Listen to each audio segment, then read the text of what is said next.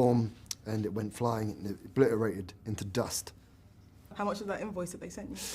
Yeah, I hopefully gave them a really good performance, so I think they owe me, if anything. It was worth every penny. Firstly, thank you so much for joining us. Yeah. This is the Post-Credit Scene podcast. My name is Bisola, and I'm joined by the amazing Andrew Koji. Now, yeah. Wait. That's your prefix. I'm just Andrew Koji, the amazing Andrew Koji. AAK. I like that. AAKA. Yeah, AAK. AAK. Yeah. 47, AK 37, because of my age. What's going on right now? Like, I don't have a lot of coffee. You've had 2 coffees though. This can't be good. The 2 here that you've seen. How many have you had before this? Probably, I'm on my 5th. At some point, we've got to talk about the show. So let's let's go to the show. Let's do this. All right. Yeah, Going to London? yeah. All right. Firstly, welcome to the family. Thank you. This is your first season with the team. Yeah.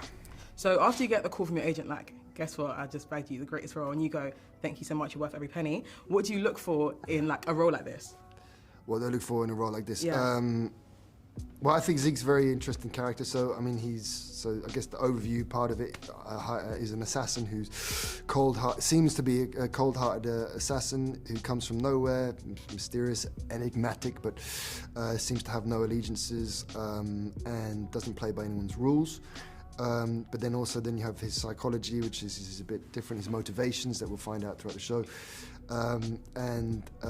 Obviously you get to express that through the physicality of the action. And I think to be able to play a role like this in this world, I remember there's an Andrew about 19, 20 years old, 17 or 18 years ago now, who probably hadn't seen an actor of my ethnicity being played like this in this world. So I think to be able to play this character is I'm honoured and yeah, very happy. How do you physically get ready for a role like this though? Because some of these scenes, my goodness. Stay ready.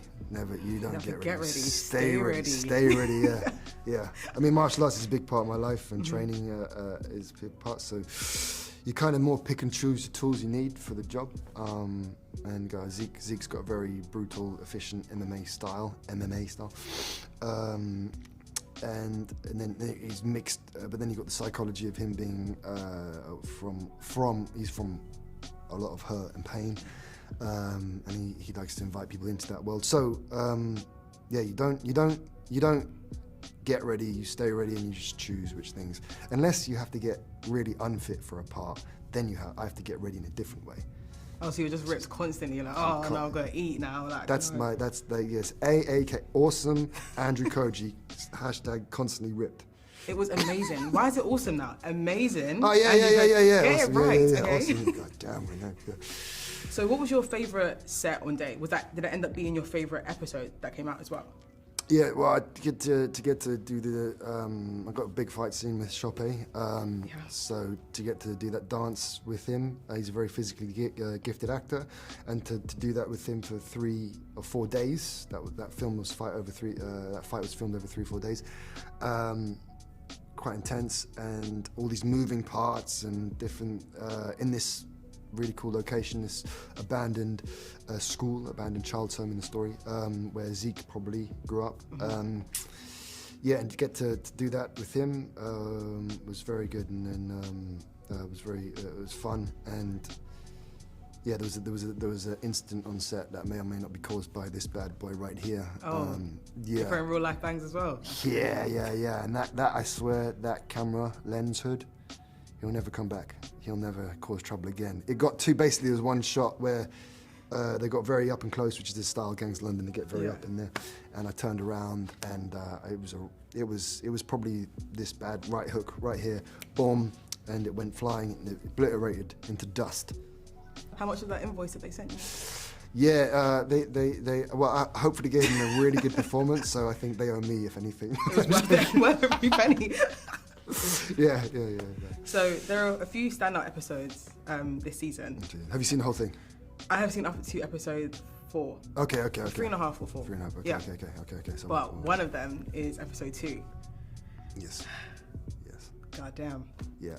How was it doing that? Because you're really him in the show, innit? You're like actually you're the guy. The guy. Yeah. Yeah. Yeah, that was a big thing. I think when I first read it, I remember keep flicking through the script going, that I definitely kill him. He's not coming back. It's just you've.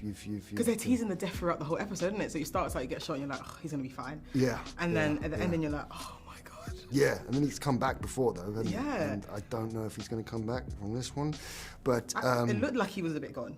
Yeah. You emptied out that weapon. So. Yeah, there was a lot that went on. But to do that for Joe, I worked with him for that one day, and to be part of his character's departure, or to help Sean Walter's departure. Yeah, it was a very intense day to shoot, and obviously you want to pay respect to the character that he's created over this time. And yeah, he gave it some well. He was in the chair, tied up. Gave it a bunch of tried out. He likes to try different things, and he jumped out of the chair one take and went flying across the room. And all the pyrotechnics was set up that way. So I knew that if I followed him with the gun, nothing would sell. So he fell splat on his face, but he was fully committed. Joe, it was good to work with Joe. He's a good one. So I mean, hopefully the fans will be all right with that. Just about.